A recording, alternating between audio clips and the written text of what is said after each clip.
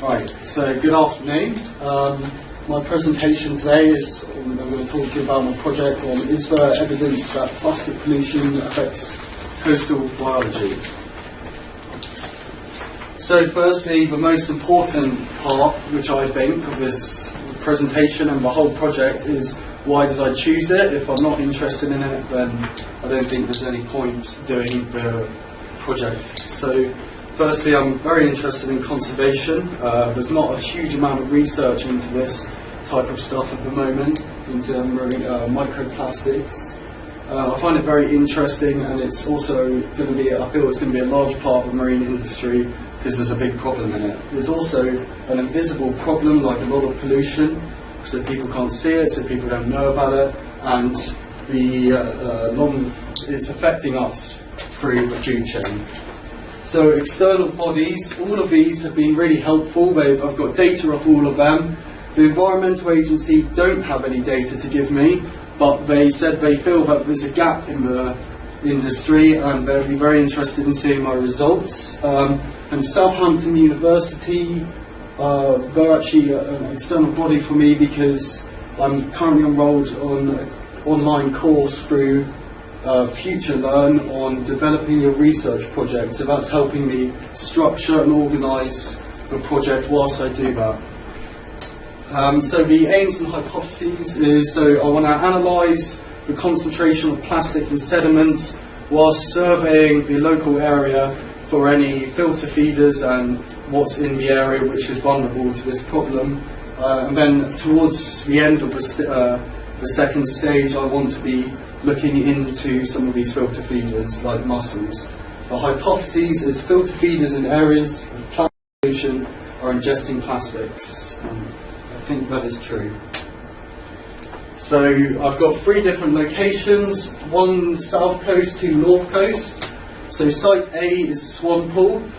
South coast is fairly sheltered compared to the north. It's a fairly heavily human impacted beach. So site B, Porthtowan, this is meant to be one of the worst beaches for microplastics in the UK. It's facing straight out into the North Atlantic and it's very exposed. Then I've got site C, which is just around the corner, is Portreath. This is still very exposed, but not quite so much as Porthtowan. Unfortunately, I've kept them quite close together due to funding of transport. So sediment collection is a systematic type of sampling, so I will be sampling 3 different areas, so low, mid and high.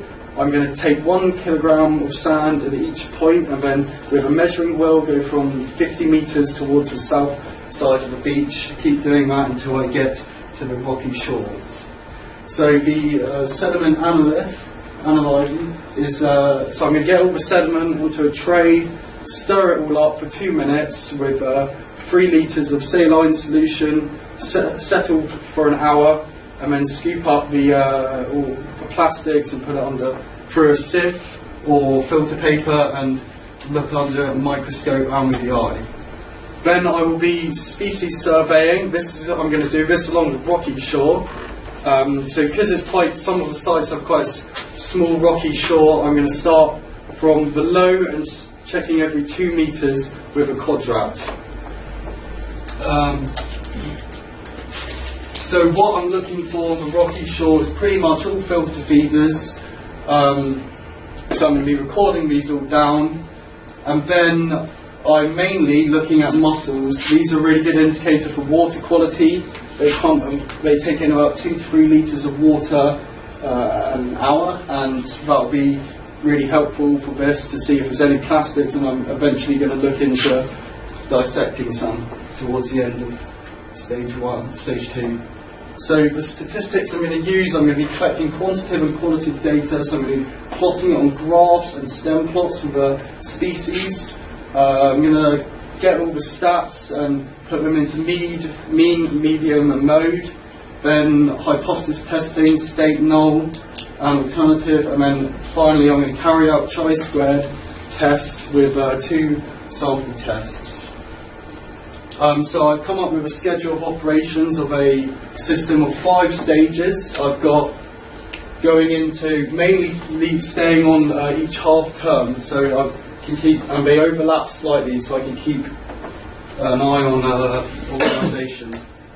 So luckily with this project, as long as it's not like last year and there's 30-foot waves every day, and I'm on the rocky shore with a quadrat, it should be fine for any for it going wrong. Really, it shouldn't be a problem. But if it were to, I've managed to adjust the investigation to looking at plastics size on different beaches, seeing if there's any correlation between different size plastics and different beaches, if those ocean currents are affecting this.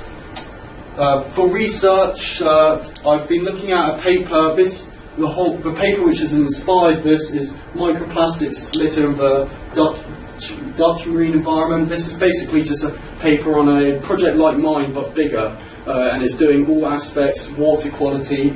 That's been very helpful. Then this one, microplastic particles in the North Sea. This is working more towards looking at filter feeders and mussels. This has inspired a lot of how I'm going to test it by dissecting mussels. Then Professor Richard C. and Thompson. The Thompson I got the method of analysing, testing the sediments, and also they did they uploaded the results of I think it was Gwydion, and they got all the results from there. So that's been helpful. That's on the Cornish beach. And then finally, there's a web page called Plastic Tides. This has really inspired me for how I want to move on, and what I can do next with this, because this is more focused on showing the general public.